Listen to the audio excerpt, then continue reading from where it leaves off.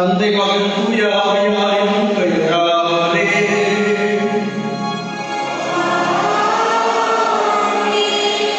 ஆண்டவராகிய இயேசு கிறிஸ்துவின் அருளும் கடவுளின் அன்பும் தூய ஆவியாரின் நட்புறவும் தோழமையும் உடனிருக்கும் உங்கள் அனைவரோடும் இருப்பதாக.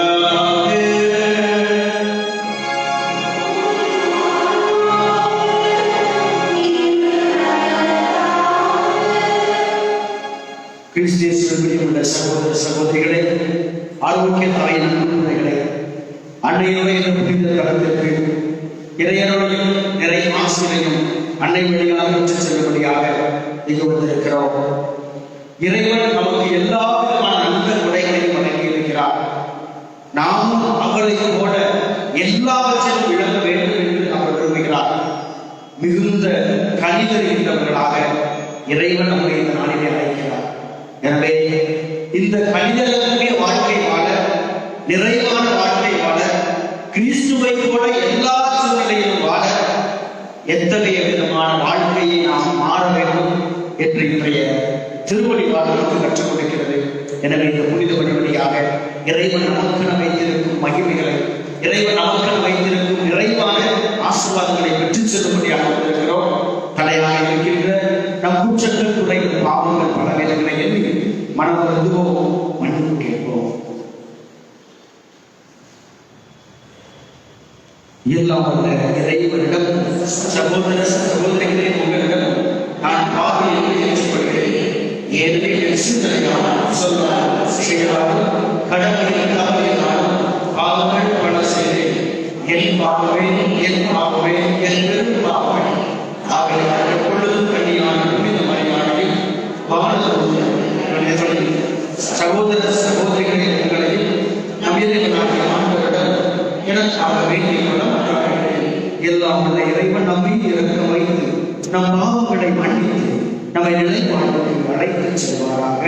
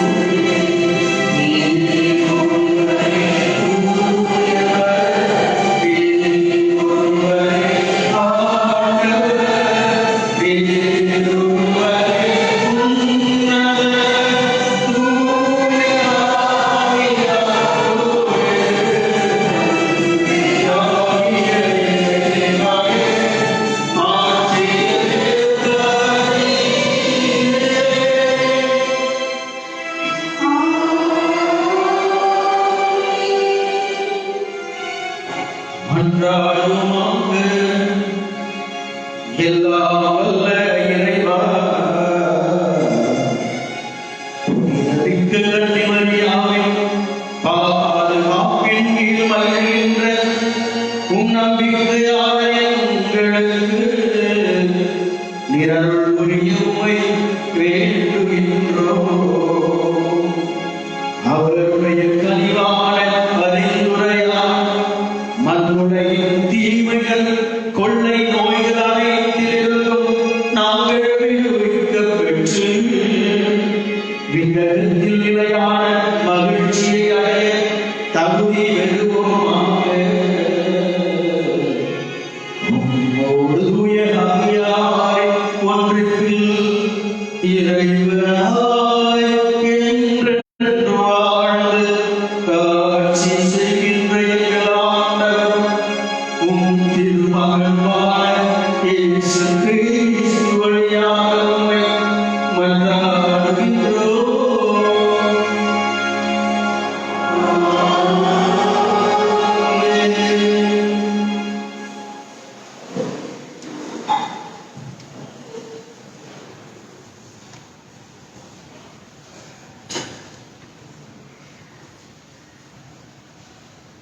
முதல்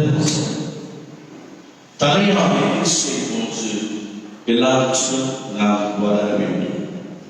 திருத்துதர் பவுல் எபேசியருக்கு எழுதிய திருமுகத்திலிருந்து வாசகம். சகோதர சகோதரிகளே, கிறிஸ்து கொடுக்க விரும்பும் அளவுக்கு ஏற்ப நாம் ஒவ்வொருவருக்கும் அருள் அளிக்கப்பட்டுள்ளது. ஆகையால் அவர் உயர்ந்தே சென்றார். அப்போது சிறைப்பட்ட கைதிகளை இழுத்து சென்றார். மனிதருக்கு பரிசுகளை வழங்கினார் என்று மறைநூல் கூறுகிறது. ஏன் சென்றார் என்பதனால் அதற்கு முன்பு மண்ணுலகின் கீழான பகுதிகளுக்கு அவர் இறங்கினார் என்று விளங்குகிறது அல்லவா? கீழே இறங்கியவர்கள் தான் மீண்டும் நிறைந்திருக்கும்படி எல்லா பாவங்களுக்கும் மேலாக ஏற்றுள்ளது. அவரை சிலரை திருத்துதராகவும் சிலரை இறைவாக்கினராகவும் வேறு சிலரை நற்செய்தியாளர்களாகவும் ஆய்வுகளாகவும் போதர்களாகவும் ஏற்படுத்தினார். கொண்டாட்ட இறைமக்களை ஆய்வுபடுத்தவும் கிறிஸ்துவின் உடலை கட்டி எழுப்பவும் இவர்களை அவர் ஏற்படுத்தினார். அதனால் நாம் எல்லோரும் இறைவனை பற்றி அறிவிலும் நம்பிக்கையில் ஒருமைப்பட்டு அடைவோம். கிறிஸ்துவிடம் காணப்பட்ட நிறைவு பெறும் அளவுக்கு நாம் முதிர்ச்சி அடைவோம். ஆகவே இனி நாம் குழந்தைகளைப் போல் இருக்கக்கூடாது. மனிதருடைய தந்திரங்களையும் சூழ்ச்சிகளையும் தவறுக்கு வழிநடத்தும் ஏமாற்று வழிகளையும் நம்பி அவர்களுடைய போதனைகளிலும் காற்றால் அழைத்து செல்லப்பட்டு அங்கும் இங்கும் அடைக்கழிக்கப்படக்கூடாது. மாறாக அன்பின் அடிப்படையில் உண்மை பேசி தலையாகிய கிறிஸ்துவை போன்று எல்லாவற்றிலும் நாம் வளர வேண்டும். அவர்தான் முழு உடலும் இசைவாணி பொருந்தி தன்னிடமுள்ள தசைநார்களால் இறுக்கி பிணைக்கப்பட்டுள்ளது. ஒவ்வொரு உறுப்பும் தனக்கே குறிப்பிட்டப்பட்ட பணியை செய்வதால் உடல் வளர்ச்சி பெற்று அன்பான கட்டமைப்பை பெற்று வளர்ச்சி அடைகிறது. இது ஆண்டவர் வழங்கும் அருள்வாக்கு. பதிலுரை பாடல் பதவி அகமகிழ்வுடன் ஆண்டவரின் இல்லத்திற்கு போவோம். ஆண்டவரின் இல்லத்திற்கு போவோம் என்ற அழைப்பு நான் கேட்டபோது அகமகிழ்ந்தேன். எருசலேமில் இதோ நாங்கள் அழைத்து வைத்து உன் வாயில்களில் நிற்கின்றோம். பதவி எருசலேம் செம்மையாக ஒன்றிணைந்து கட்டப்பட்ட நகராகும். ஆண்டவரின் திருக்குலத்தால் அங்கே செல்கின்ற பதவி இஸ்ராயேல் மக்களுக்கு இட்ட கட்டளைகளுக்கு ஆண்டவரின் பெயருக்கு அவர்கள் நன்றி செலுத்த செல்வார்கள். அங்கே நீதி வழங்க அரியணைகள் இருக்கின்றன. அவை தாவீது வீட்டாரின் அரியணைகள். பதவி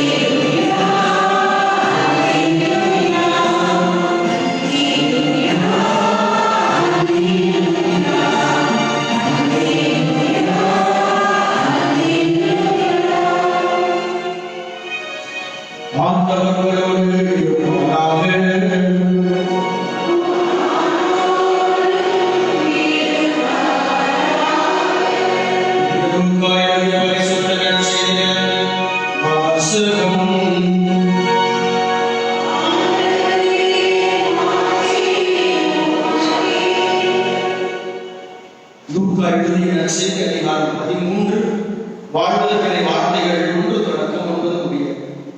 அக்காலத்தில் சிலர் இயேசுவிடம் வந்து, பலி செலுத்திக் கொண்டிருந்த கலிலேயரை பிலாத்து கொன்றான் என்ற செய்தியை அறிவித்தனர்.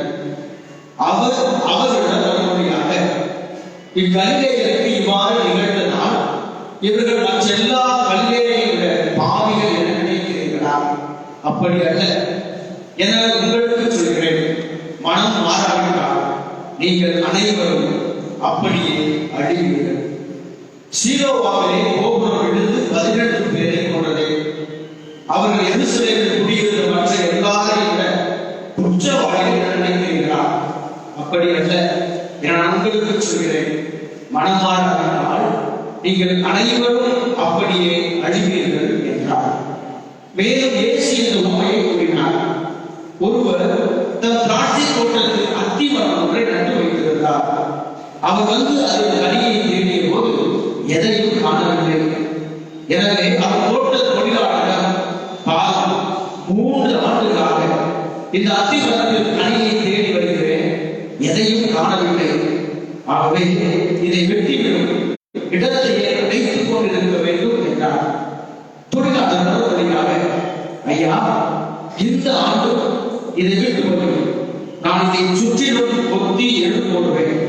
அடுத்த ஆண்டு கனி கொடுத்தால் சரி, இல்லையானால் இதை வெட்டிவிடலாம் என்று அவரிடம் கூறினார்.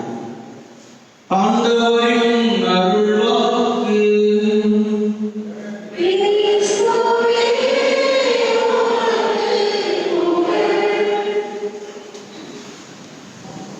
வாழ்வோர் அனைவரின் தாயே, வானுலகை அடையும் வழியே,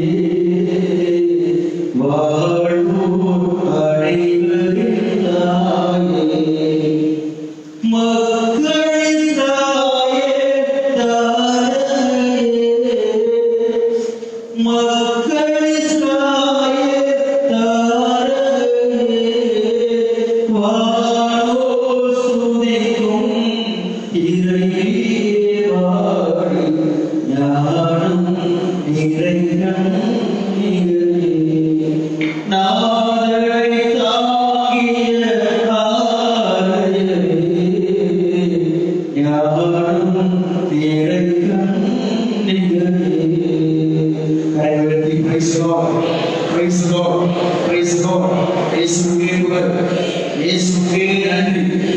அரியே வாழ்க, என் மாதாவே வாழ்க, என் அன்னையே வாழ்க, ஆரோக்கிய தாயே வாழ்க.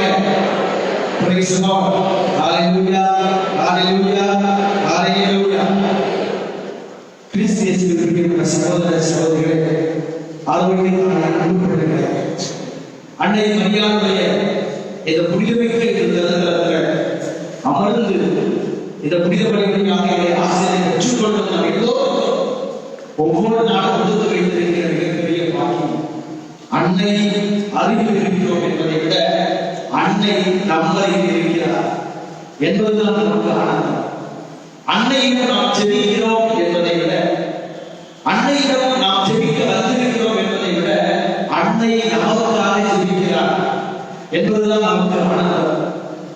இறைவனை அல்லது இந்த அன்னையை நாம் பார்க்க வந்திருக்கிறோம் என்பதை விட, அன்னை நம் ஒவ்வொருவரையும் பார்த்துக் கொண்டிருக்கிறார் என்பதுதான் மகிழ்ச்சி. அதுதான் பரவசம். அன்னையிடம் ஒரு துன்பங்கள், துயரங்கள், வேதனைகளை நாம் தெரிவிக்க வந்திருக்கிறோம் என்பது அல்ல.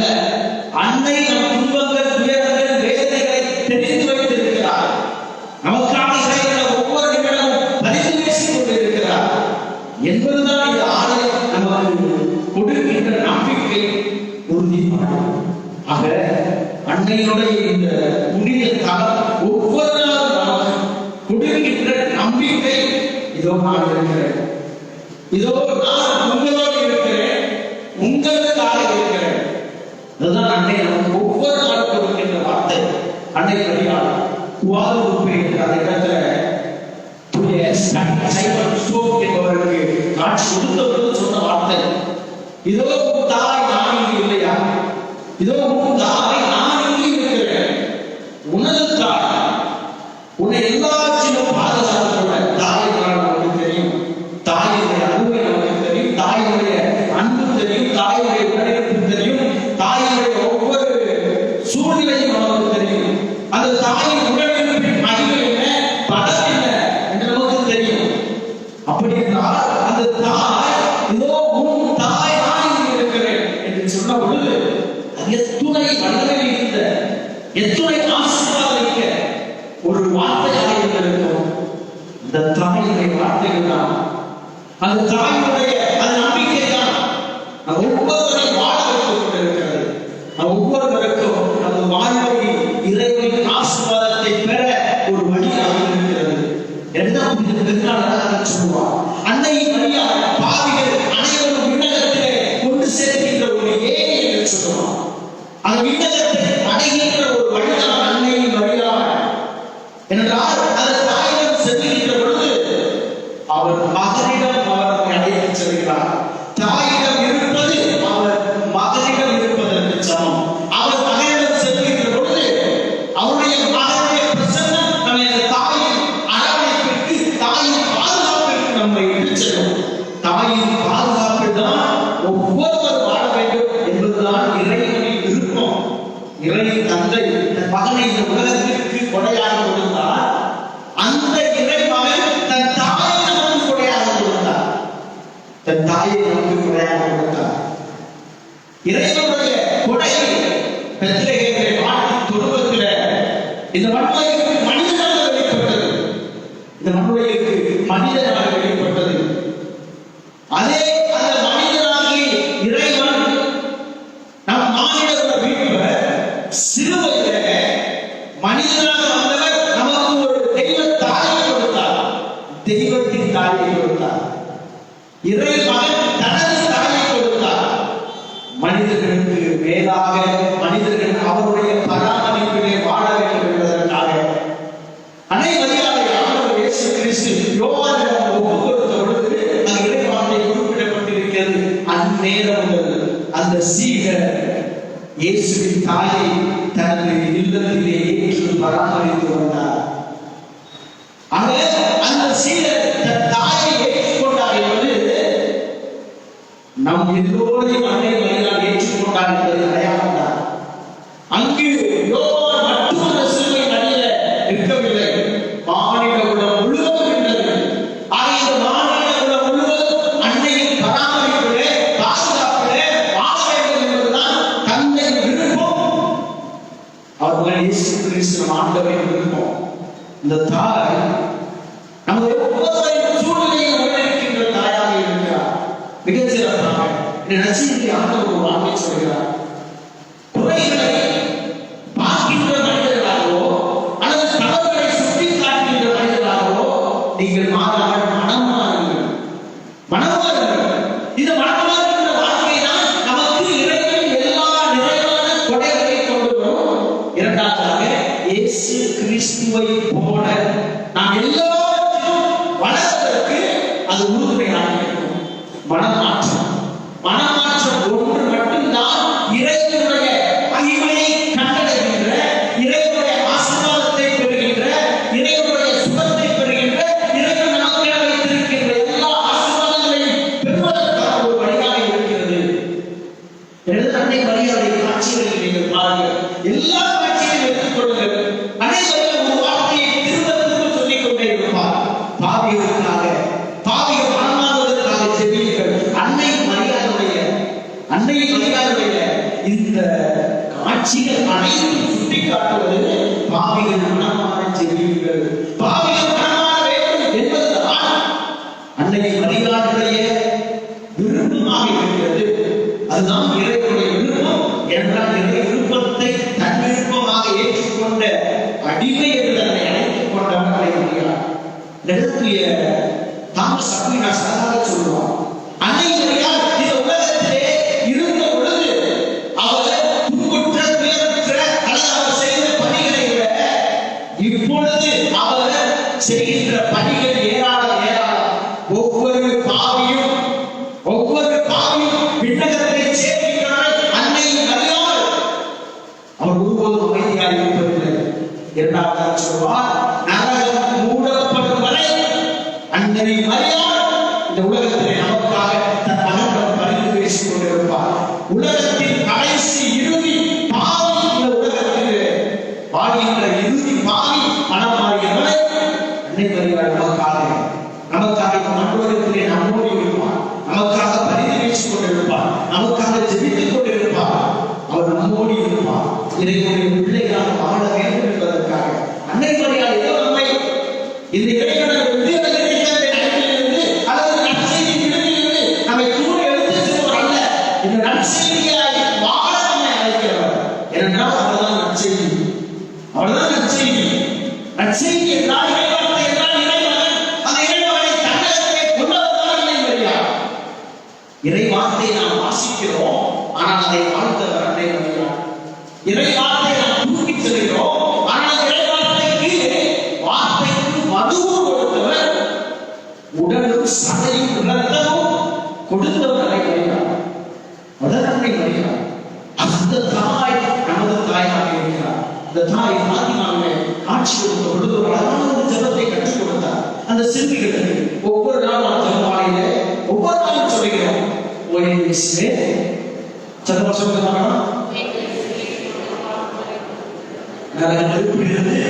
எங்களை காப்பாற்றும் ஒவ்வொரு இடங்களில் யாருக்கு அதிகம் தேவையோ அவர்களை இன்னகத்தின் பாதையை நடத்தி செல்லும் அழகான ஜெபம். அன்னை மரியாள் கற்றுக் கொடுத்த ஜெபம். எதற்காக? பாவிகள் மோட்சத்தை அடைய வேண்டும் என்பதற்காக அன்னை கற்றுக் கொடுத்த ஜெபம். மிகவும் அழகான ஜெபம்.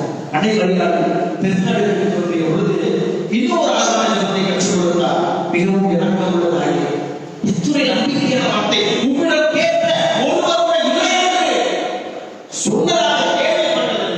எத்துணை அழகான வார்த்தைகள், எத்துணை அழகான ஜெபம். ஒவ்வொரு நாளும் அவர்களுடைய வழியே இந்த ஜெபத்தை நாம் சொல்கிறோம். புனித மரியே, இறைவனின் தாயே, பாவிகளாக இருக்கிற எங்களுக்காக இப்பொழுதும் எப்பொழுதும் எங்கள் மரண நேரத்திலும் வேண்டிக் கொள்வோம். எத்துணை முறை சொல்லுவோம் இந்த ஜெபத்தை. பாருங்கள், அன்னை மரியாள் எவ்வளவு வல்லமையுள்ள ஜெபத்தை ஜெபிக்கிறோம். பாவிகளாகிய எங்களுக்காக இப்பொழுதும் எப்பொழுதும், நான் வாழ்கின்ற காலத்திலும் வாழ்ந்த பிறகும் இப்பொழுதும் எப்பொழுதும் நமக்காக வேண்டிக் கொண்டிருக்கிற தாய். நான் வாழ்கின்ற பொழுது மட்டுமல்ல, நான் இறந்தாலும் எனது ஆன்மா விண்ணகத்திலே சேரவரை அந்த தாயனுக்காக மன்றாடுகின்ற தாய். இந்த தாயுடைய மன்றாட்டை ஒவ்வொரு நாளும் கேளுங்கள். இந்த தாய் நம்ம சொல்வதெல்லாம் மனம் மாறி ஆண்டவர் இயேசு கிறிஸ்துவிடம் திரும்பி வாருங்கள். மனமாற்றம் என்பது என்ன? இரண்டு காரியங்கள். மனமாற்றம் என்றால் பல நேரங்களில் நாம் என்ன நினைக்கிறோம் என்றால் ஏதோ கடவுளிடம் திரும்பி வருவது என்பது. அது மட்டுமல்ல, மனமாற்றம் என்றால் முதலிலே நற்செய்தியை விசுவாசிப்பது, வாழ்வது. ஆண்டவர் சொல்வார், மனம் மாறி நற்செய்தி நம்புங்கள். அதுதான் மனமாற்றம். மனமாற்றம் என்பது இறைவனுடைய வார்த்தையை நம்புவது, இறைவனுடைய வார்த்தையை நம்புவது. இரண்டாவதாக மனமாற்றம் என்பது கடவுளுடன் திரும்பி வருவது. எனக்குள்ள அல்ல, இது உலகத்திற்கு அல்ல, கடவுளுடன் திரும்பி வாருங்கள்.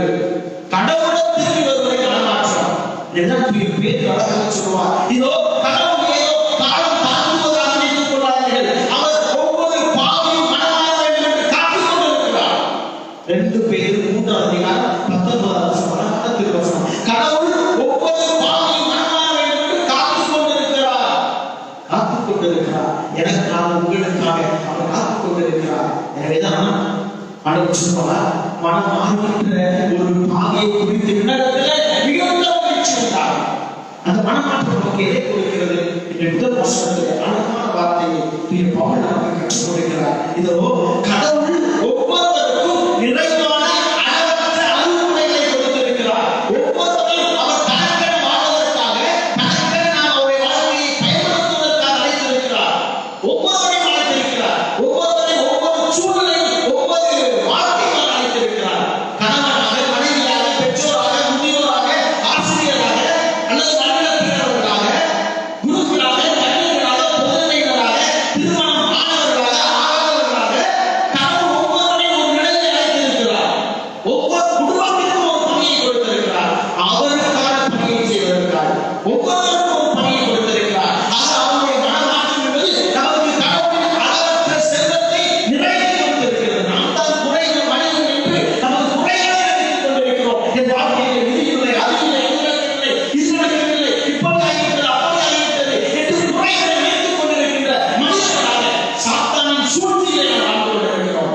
சாத்தானின் சூழ்ச்சி அதுதான்.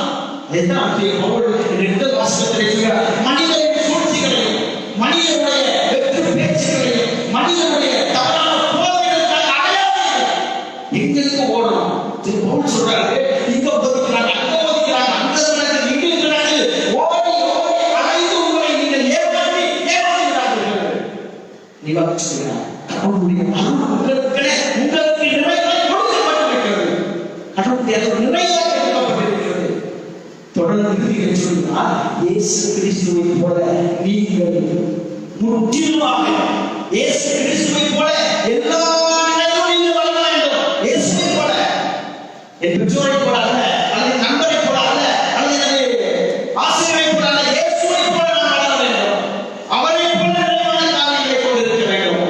நிறைவை பார்ப்பவர்களாக இருப்போம். சாத்தானுடைய சூழ்ச்சி கடவுளுடைய மகிமையை, கடவுளுடைய ஆசீர்வாதத்தை பார்க்கக்கூடாது என்பதுதான். அத்தகைய சூழ்நிலை நாம் இருந்து வர வேண்டாம். மனம் மாறி இறைவனிடம் திரும்பி வருவோம். மனம் மாறி இறைவனிடம் திரும்பி வருவோம். அன்னை பிள்ளைகளாக நாம் வாழ்வோம். அந்த அன்னை நமக்கு விடுகின்ற அழைப்பு, மனம் மாறுங்கள், பாவிகளுக்காக செய்யுங்கள், மனம் மாறுங்கள், மனம் மாறி இறைவனுடைய வார்த்தை அந்த வல்லமையோடு நீங்கள் வாழுங்கள். அந்த வல்லமையை பரப்பி செல்லுங்கள். அந்த அபிஷேகத்தை நீங்கள் பிறருக்கு சொல்லுங்கள். கடவுளுடைய நிறைவோடு வாழுங்கள். அந்த நிறைவான வாழ்க்கை வாழ தேவையான படங்களை தொடர்ந்து புரிந்தவர்களை ஜெபிப்போம். இறைவன் ஒவ்வொருவரையும் அன்பு அனைவரை வழியாக ஆசீர்வதிப்பாராக. ஆமென்.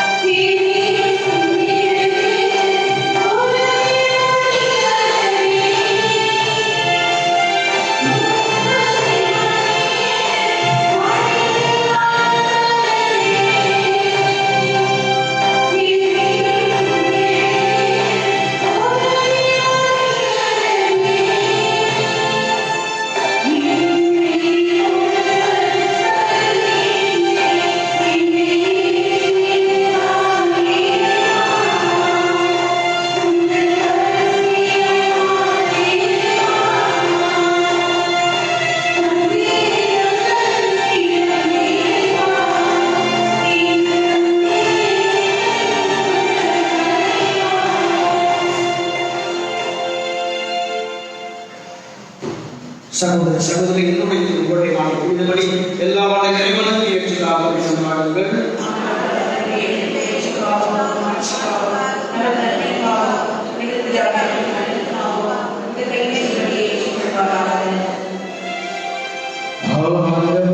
கடவுளின் தாய் புனித கன்னிமரியாவை நினைவு கொண்டாட்டத்தில் உன் நம்பிக்கையாளரை மன்றாட்டுகளையும் காணிக்கைகளையும் கண்டோடியதும் அதனால் உமது இச்சையாகி உமது மன்னிப்பின் உதவியை எங்களுக்கு பெற்று தருவனவாக எங்களானவராகிய கிறிஸ்து வழியாக உம்மை மன்றாடுகின்றோம்.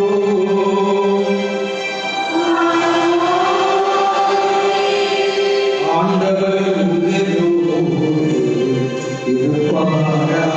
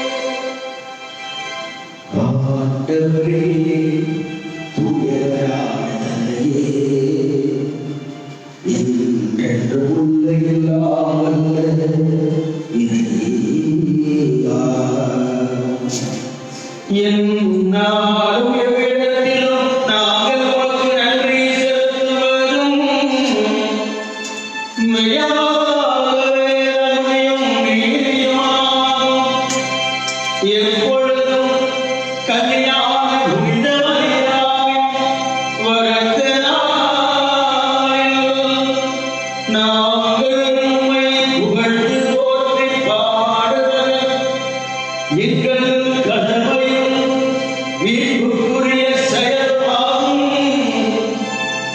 ஏனெனில் உலகெங்கும் அதன் இறுதி எல்லை வரை நீர் பெரும் செயல்கள் பல புரிந்துள்ளீர். சிறப்பாகவும் அறியாரின் தாழ்மையை கண்ணுற்று அவர் வழியாக மனித மீட்பின் காரணராம் உம் திருமகனின் ஆண்டவராகிய இயேசு கிறிஸ்துவை எங்களுக்கு அளித்ததால் உமது இரக்கப் பெருக்கை எல்லா காலங்களிலும் நீடித்து வர செய்கின்றேன். அவர் வழியாக உமது மாண்பை வானதூதர்களின் அணிகள் வழிபடுகின்றன. உமது திருமுடின் காலத்திற்கு மகிழ்கின்றன. அவர்களோடு எங்கள் குரலையும் சேர்த்துக் கொள்ளுமாறு நாங்கள் உம்மை தாழ்மையுடன் இறைஞ்சி புகழ்ந்து அக்களிப்புடன் பாடுவதாவது.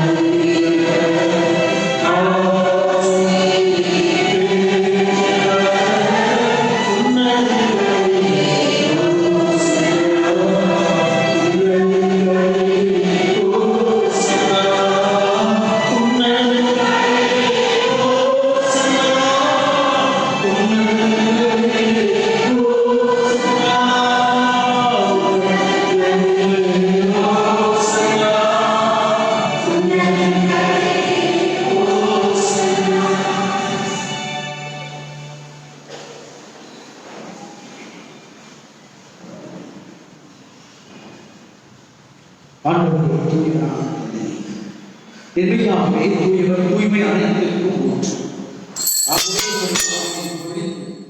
இக்காணிக்கைகளை தூய்மைப்படுத்தவும் வேண்டுகின்றோம். இவ்வாறு ஆண்டவர் இயேசு கிறிஸ்துவின் உடலும் இரத்தமுமாய் உங்களுக்கு கையினானவராக அவர் பாடுபட வணங்குவது தம்மை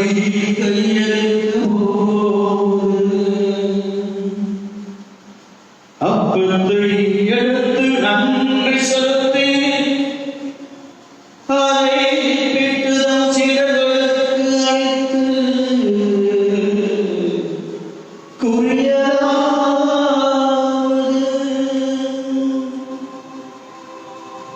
அனைவரும்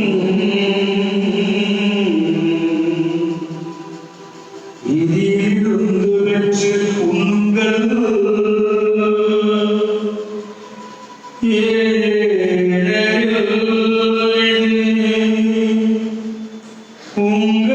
உங்களுக்காக கையளிக்கப்படும் என் உடல்.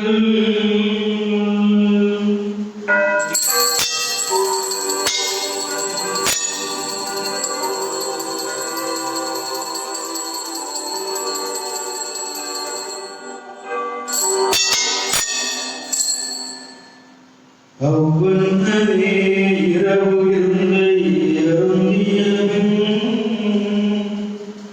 கிண்ணத்தையும் எடுத்து மீண்டும் வந்து நன்றி கூறி தம் சீடர்களுக்கு அளித்து கூறியதாவது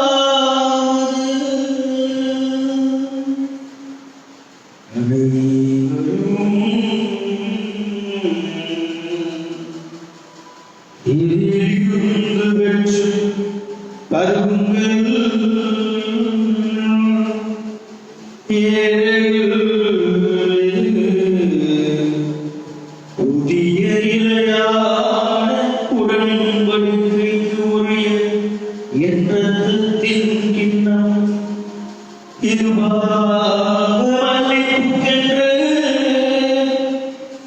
உங்களுக்காக அழகாக சிந்தப்படும் இதை நினைவாக செய்யுங்கள்.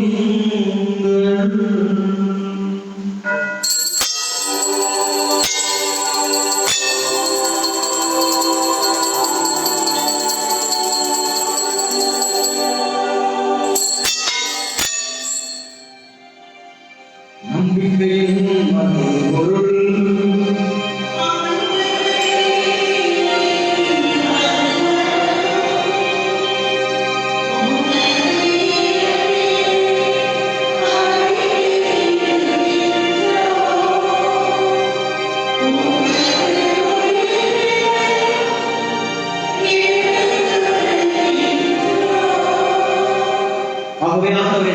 கிறிஸ்துவின் இறப்பினையும் மீட்பினையும் நினைவுகூர்ந்து வாழ்தல் மகத்தை மீட்பளிக்கும் கிண்ணத்தில் உமக்கு கொடுக்கின்றோம். திருமுன்னிட்டு நமக்கு ஊழியர்களின் தகுந்தவர் என எங்களை ஏற்றுக்கொண்டு எனவே போக்கு நன்றி செலுத்துகின்றோம். மேலும் கிறிஸ்துவின் உடலிலும் இரத்தத்திலும் மகோழ்வை தூய ஆவியார் ஒன்று சேர்க்க வேண்டும் நம்மை தாழ்வை கொண்டாடுகின்றோம். ஆண்டவரை உலகிற்கு பரவியிருக்கும் உமது திரு அவையை கூறுகிறோம். எங்கள் திருத்தந்தை பிரான்சிஸ்கராய பீட்டர் எல்லா திருநிலைகள் ஆகிய அனைவரும் உமது திரு அவை அன்பில் நிறைவு வரச் செல்கிறோம்.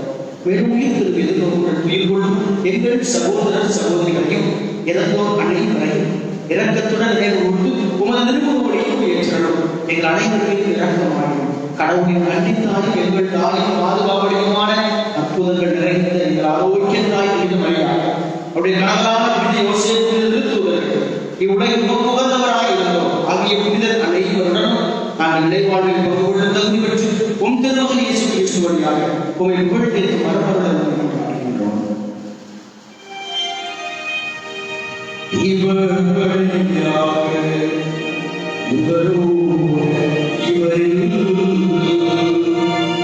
எல்லாம் வல்ல இறைவனாகிய தந்தையே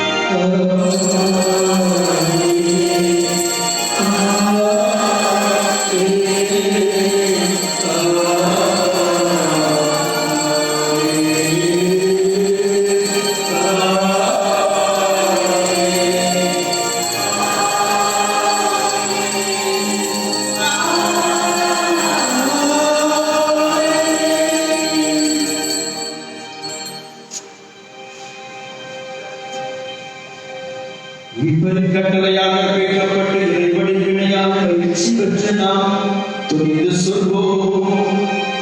இவ்வுலகில் இருக்கிற எங்கள் தந்தையே, உமது பெயர் தூயது என போற்றப்படுக. உமது ஆட்சி வருக. உமது திருவுளம் இவ்வுலகில் நிறைவேறுவது போல மண்ணுலகிலும்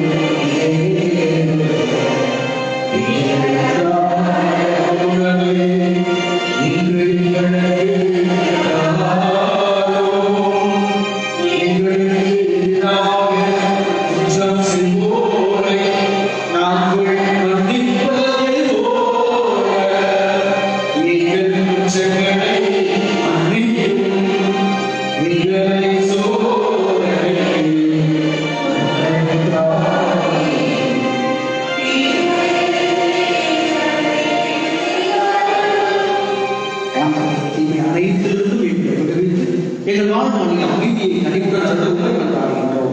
உமது இரக்கத்திற்காக நாங்கள் பாவத்திலிருந்து எப்போதும் விடுதலை பெற்று யாதொரு கலக்கமும் இன்றி நலமாய் இருப்போமாக. நாங்கள் எதிர்நோக்கி இருக்கும் பேரின்பதற்காகவும் எவ்விற்றாகிய இயேசு கிறிஸ்துவின் வருகைக்காகவும் காத்திருக்கின்றோம். ஆண்டவர் இயேசு கிறிஸ்துவின் அமைதியை உங்களுக்கு விட்டு செல்கிறேன், என் அமைதியே உங்களுக்கு அளிக்கிறேன் என்று திருத்தங்களுக்கு உடைக்கிறேன். எங்கள் சாவுகளை பாராமல் உமது திருவையின் நம்பிக்கையை கண்ணோக்கி உமது திருமணத்துக்கு ஏற்ப அதற்கு அமைதியை ஊற்றும் வெளிப்படுகிறார் என்று வாழ்ந்து ஆட்சி செய்கின்றவர் நீரே. ஆண்டவருடைய அமைதி உங்களோடு என்றும் இருப்பதாக.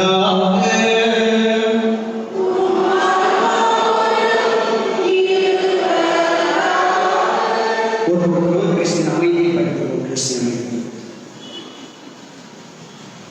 உலகின் பாவங்களை போக்கும் இறைவன் செல்கிறீர். எங்கள் மேல் இரக்கமாயிரும். உலகின் பாவங்களை போக்கும் இறைவன் செல்கிறீர். எங்கள் மேல் இரக்கமாயிரும். உலகின் பாவங்களை போக்கும் இறைவன் செல்கிறீர். எங்களுக்கு அமைதியை அருளும்.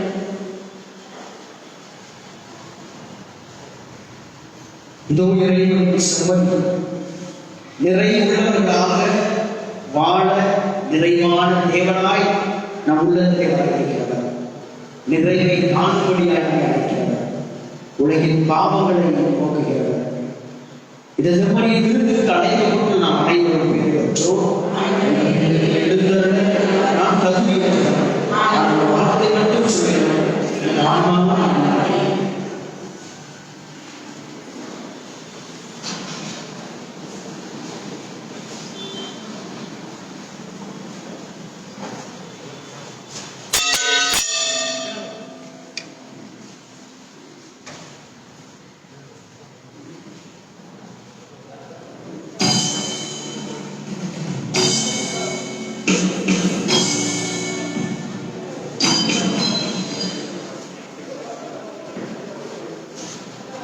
கத்தோலிக்க கிறிஸ்தவர்கள் மட்டும் இந்த திவ்ய நற்கருணையை பெற்றுக்கொள்ள உங்களோடு கேட்டுக்கொள்ளப்படுகிறீர்கள். திவ்ய நற்கருணையை கரங்களிலே பெற்றுக்கொண்டு உடனடியாக அதை உட்கொண்டு உங்கள் உள்ளங்களுக்கு உங்கள் இடத்திற்கு செல்லுமாறு கேட்டுக்கொள்ளப்படுகிறீர்கள். திவ்ய நற்கருணை யாரும் கரங்களில் எடுத்து உங்கள் இடத்திற்கு தயவு செய்து செல்லாதீர்கள். பெற்றுக்கொண்ட உடனே திவ்ய நற்கருணை உட்கொண்டு செல்லும்படியாக உங்களோடு கேட்டுக்கொள்ளப்படுகிறீர்கள்.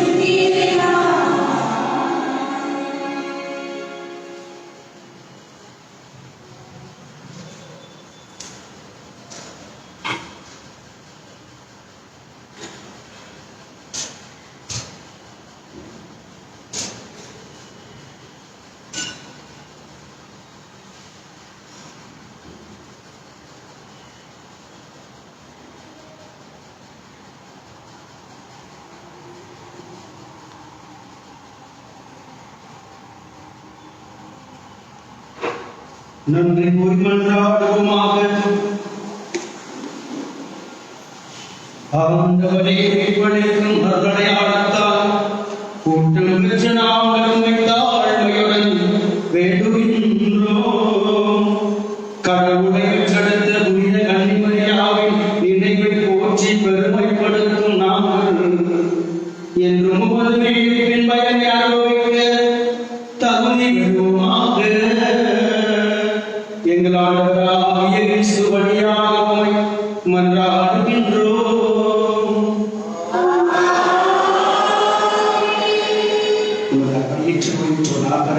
இதுவரை நாம் சிறப்பாக நம்பிக்கையோடு மன்றாடுவோம்.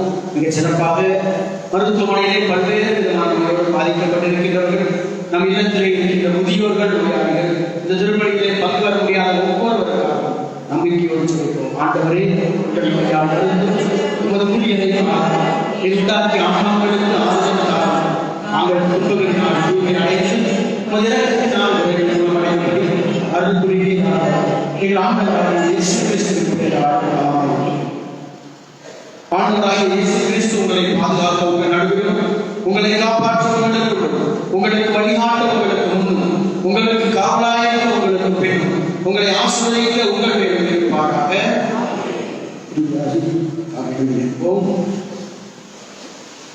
ஆண்டவர் உங்களோடு இருப்பாராக.